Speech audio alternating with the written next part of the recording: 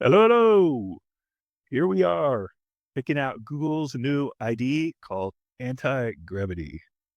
The first impression was, yeah, I had a drop in my stomach, like disappointment to see it's another VS Code fork.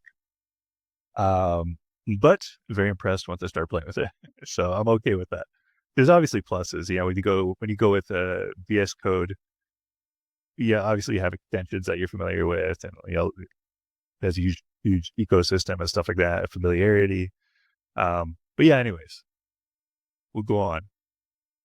So some of the things that are impressing me about anti-gravity is, first of all, the new Gemini model. They have a Gemini 3 Pro High is available here. You also could use Sonnet 4.5, and they even have OpenAI's open source model. I don't know if that's like a zing on them or something. Like, why would they include that one? Because it's not nearly on the level of these other models here.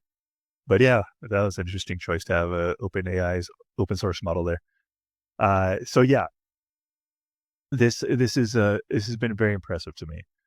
They have this powerful new model. They have artifacts, and basically artifacts are these pop-ups, right? And like for example, an artifact of a planning mode.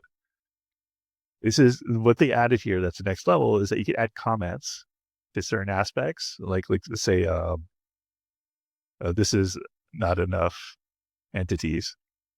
Add comment, and it'll take it into consideration during, even if the agent's running, it'll take it into consideration. Right. So it's very, like, I love that idea.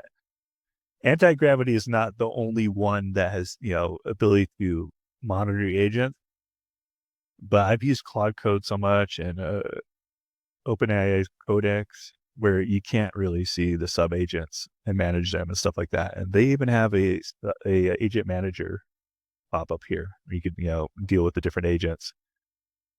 So it's very impressive. They have also a artifact for the task list. They have an artifact for walkthroughs. I'll show you what that looks like real quick. Let me zoom in. This is terribly unzoomed, right? Okay, so here you see the walkthrough, right? And basically it's like kind of like a summary, but it has the feature, the ability to, like, review it. You have the ability to add comments to it. You have the ability to, if there's options to launch the browser, for example, you could do that too. That's another feature they have, is you can launch a browser. It's kind of like Playwright, where it could run a browser for you. I'm having issues with that on WSL though.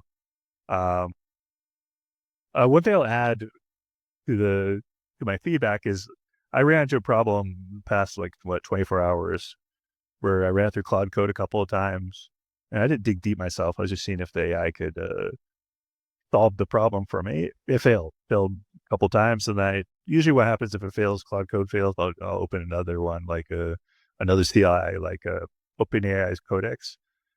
That also failed. And so I was like, hey, I have that problem right now. Let's test it. So anti-gravity with Gemini 3 Pro High solved it on its first try. So it's very impressive. That's, obviously could have been a fluke or something, but it's a very impressive first impression.